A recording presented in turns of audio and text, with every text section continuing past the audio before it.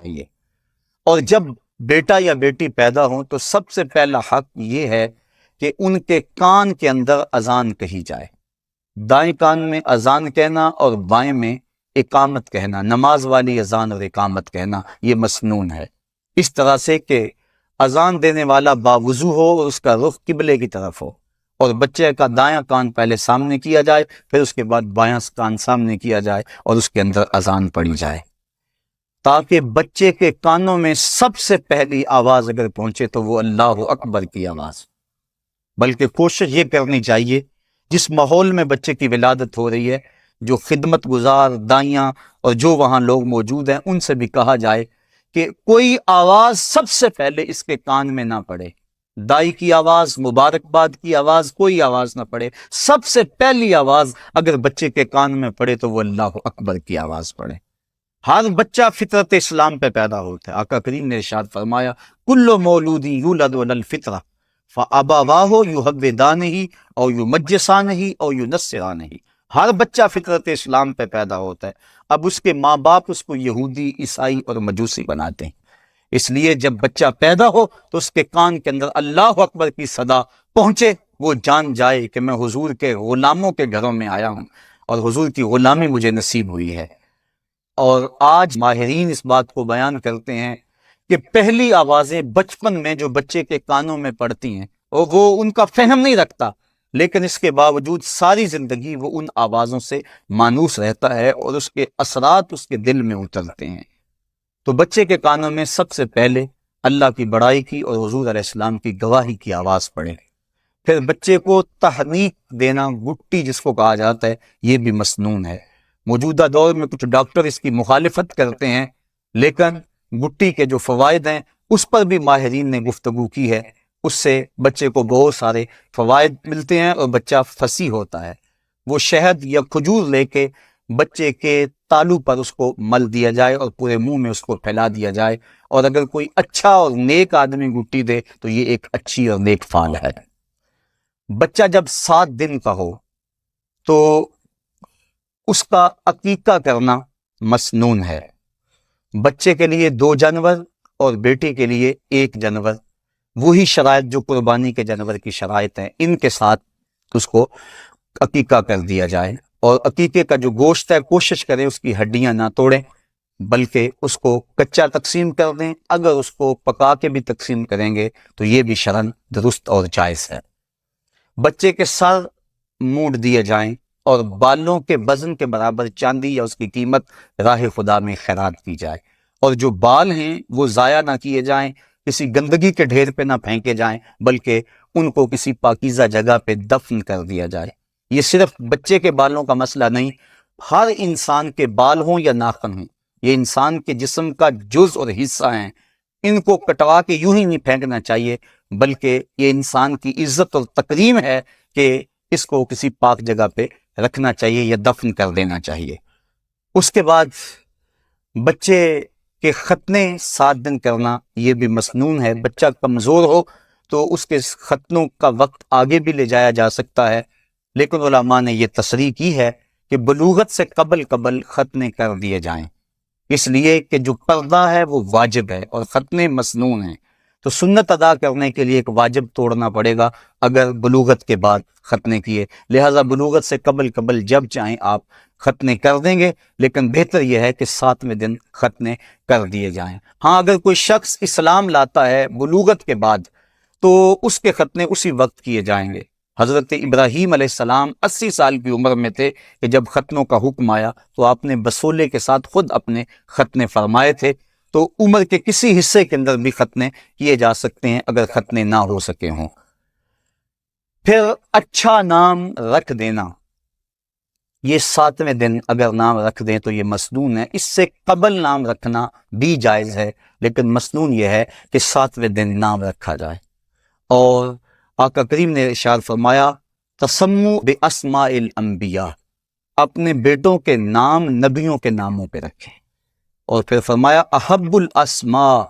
بہترین اور محبوب ترین اسماء جو ہیں وہ اللہ کے ہاں وہ عبداللہ اور عبد الرحمن ہیں،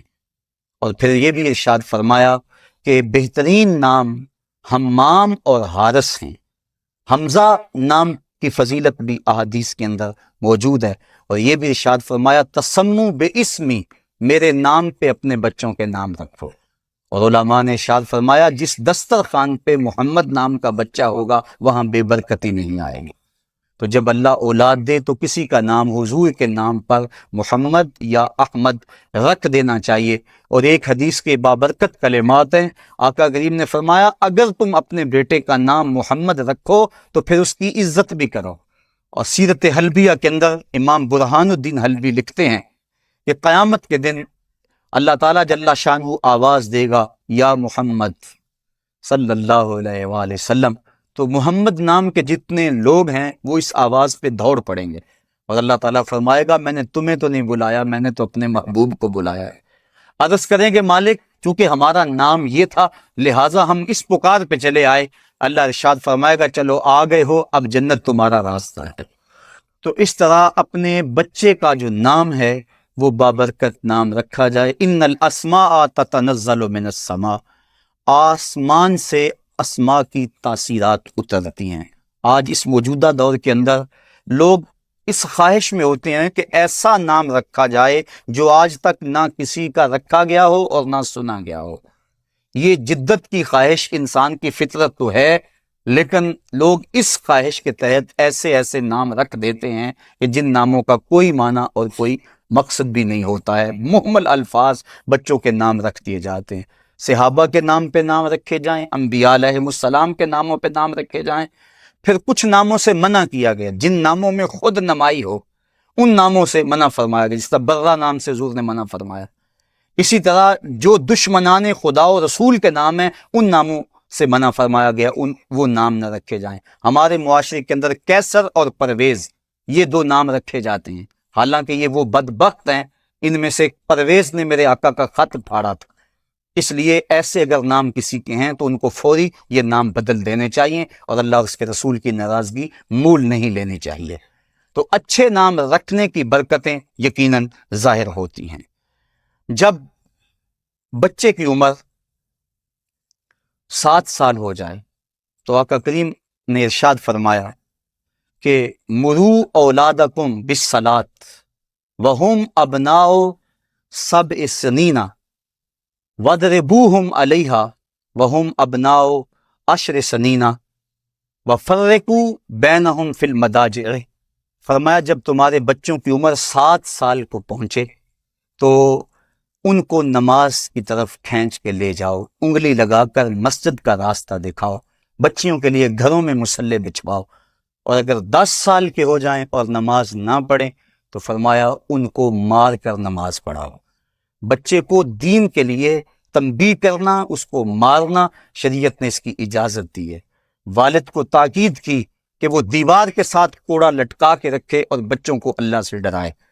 یہ جو سکولوں کی دیواروں کے اوپر اب لکھا ہوا ہے کہ مار نہیں پیار، یہ شریعت کی روح کے منافی ہے۔ استاد کی مار کے اندر بھی پیار ہوتا ہے اور بچے کو وہ تہذیب سکھاتا ہے۔ اس طرح تو بچے آوارہ مزاج ہو رہے ہیں۔ اگر استاد کا یا والدین کا ڈر نہ ہو تو وَاضْرِبُوهُمْ کے لفظ خطبہ حدیث میں موجود ہے کہ ان کو مارو، اور جب وہ 10 سال کے ہو جائیں تو ان کے بستر بھی الگ کر دو، کیونکہ اس وقت وہ بلوغت کے قریب پہنچ جاتے ہیں، لہٰذا اس وقت ان کے بستر الگ الگ کر دیے جائیں تاکہ ممکنہ خرابی سے بچا جا سکے۔ جس طرح بچہ پیدا ہوتا ہے تو سب سے پہلے اس کے کان کے اندر اللہ کی بڑائی کی آواز پہنچانا مسنون ہے، اس طرح جب بچہ بولنے لگے اور اس کی زبان فصیح ہونے لگے تو حدیث میں آتا ہے سب سے پہلے اس کے لبوں پہ لا الہ الا اللہ جاری کرو، وہ سنے تو سب سے پہلے اللہ اکبر کی صدا، اور وہ بولے تو سب سے پہلے لا الہ الا اللہ کی صدا، اور اس کے بعد محمد رسول اللہ سکھا، اس کے بعد آیت الکرسی سکھا، اس کے بعد سورہ حشر کی آخری 3 آیتیں سکھا، اور پھر اس کے بعد فرمایا علموا رجالکم سورۃ المائدہ وعلموا نساءکم سورۃ النور، اور جو مرد ہیں لڑکے ہیں انہیں سورہ مائدہ سکھاؤ، اور جو لڑکیاں ہیں انہیں سورۃ النور سکھاؤ۔ اور پھر آقا کریم علیہ السلام نے یہ بھی ارشاد فرمایا کہ اپنی اولاد کو کتابت سکھاؤ، علموہ الکتابہ، ان کو کتابت سکھاؤ، لکھنا سکھاؤ، والسباحہ، اور ان کو تیرنا سکھاؤ۔